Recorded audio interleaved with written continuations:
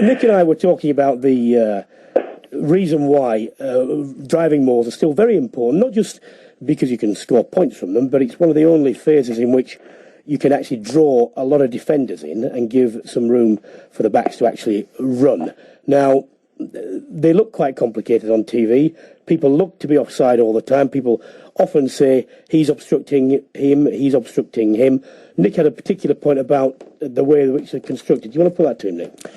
Yeah, Nigel, I mean, clearly you know the massive amount of respect I have for referees, and especially you from our dialogue on the pitch all the time.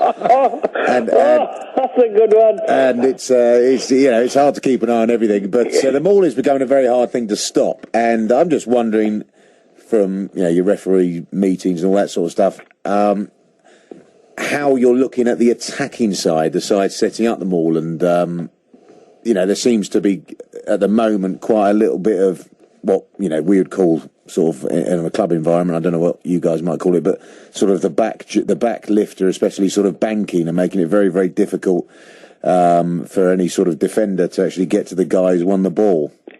Yeah, you're right, Nick. It has become a very difficult phase of the game to referee, and in all honesty, that's our fault as referees, because what we've done over the last few years is we haven't refereed them all well, and we haven't refereed to the laws. We've allowed the attacking team to get that advantage again, which they had sort of 7-8 years ago, and then we became quite strict on refereeing them all, and it became a better contest for both teams, and we've been slack on that, in all honesty, and that's where we're at now, I think. And part of that is our fault as referees and not refereeing the law of the game. And the law is quite simple, really. When you set up the maul, you can't have anybody, as you said, banking in front. So for most of the mauls will come, and the driving mauls tend to come from lineouts, most of them. So when you sort of come down from the lineout with a ball, you have support jumpers.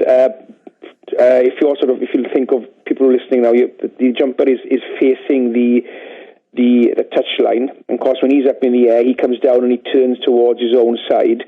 Well, those two support jumpers are allowed to support him, but they cannot go in front of him, i.e. block the opposition from binding onto him or trying to tackle him. So, if the referee is strict enough on that and referees that area well, then it does become defendable. What we've been slack on, we've allowed these sort of pillars to come in front of the jumper as he comes down, so the support jumpers sort of slip in front of him, and then it's impossible then for the defending team to get their hand on the ball carrier. So that's the first thing. And then after that, what happens? That I think we've addressed this better, and it is getting refereed better, I think, by all of us. Is what did happen then until the World Cup, and we clamped down into the World Cup. We are allowing players to join the maul, the attacking team, from in front of the ball carrier. So they were just coming in anywhere they wanted in front of the ball carrier. Yet when the defending team did that, join in front of their last man, we would penalise them straight away. So there's a huge disadvantage here for the defending team and a huge advantage for the attacking team. Now we've tidied that up, and I do believe that is refereed better now by all of us, I think. When you join that driving maul now, you must join it alongside or behind the guy with the ball, and as long as you join alongside or behind him and then you slip up in front of him, then that's okay. We allow that to happen. So you allow them just to come in, because this is one of the things, it's a bit like NFL.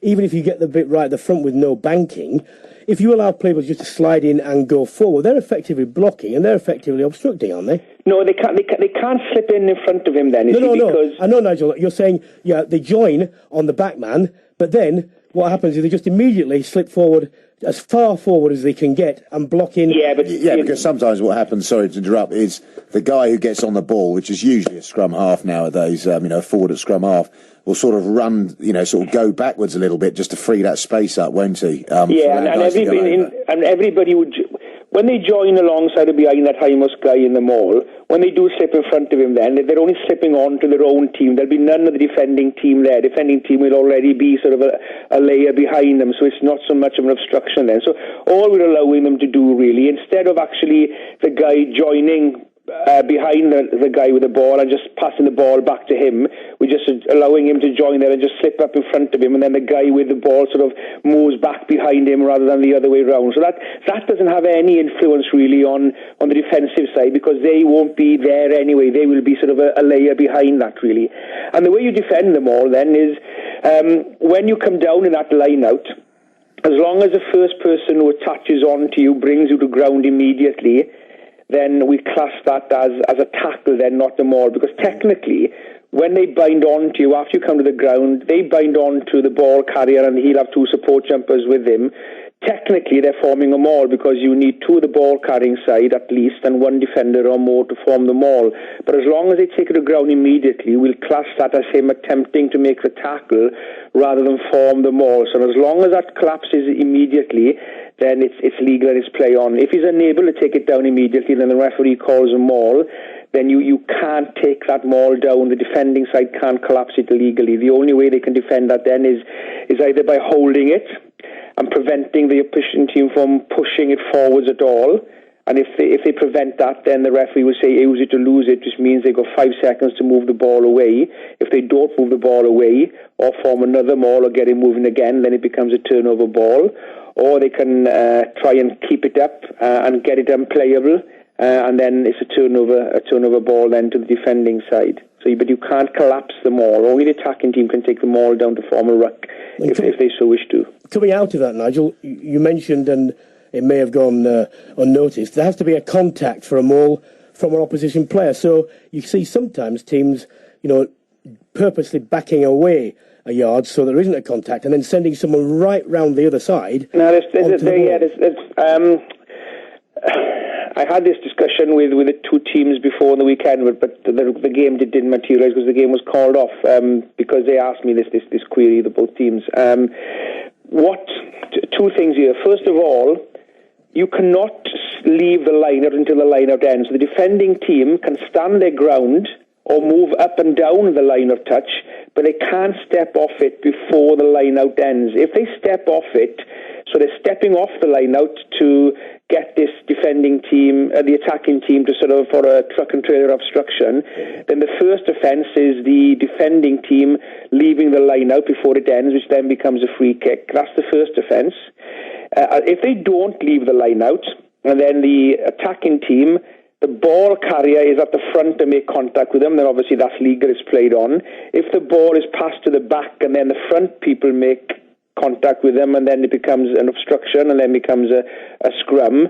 And there's one thing here which I'm not sure a lot of people know is if the ball is at the front and they're moving forwards towards you but you're not engaging them and you send a man round behind, well, what you are doing is you are tackling a man without the ball, and then that will be a penalty offence. You can only just tackle the ball carrier. So if you send somebody around now and try and grab hold of the last man in that maul and take him down, that guy has not got the ball because the ball's at the front, and that becomes a penalty for tackling a man without the ball. Yeah, that's that was a common tactic, wasn't it, the last couple of years, and sides would become wise to it, try and help you out, don't they, by just saying there's no transfer or whatever to the or they should do by saying, the jumper should if they tweak that they're standing off while they're in the air, they should be talking, saying, look, there's no transfer, I've still got the ball to try and help you out. It's become a difficult phase, and as I said, a lot of that is down to our fault as referees in not refereeing the law of the maul strict enough, and I think we need to referee it better and stricter because, as you said earlier, Brian, the maul is an important phase of the game because it's pretty much the only phase now that sucks players in, because rucks now, you very rarely see more than 2-3 players in the ruck. They all fan out in defence. So we have to referee them all well and keep them all an important part of the game, because if we lose it, then we're going to lose a huge facet of the game where people are sucked in to get some space, and there's not much space on the field as it is at the moment.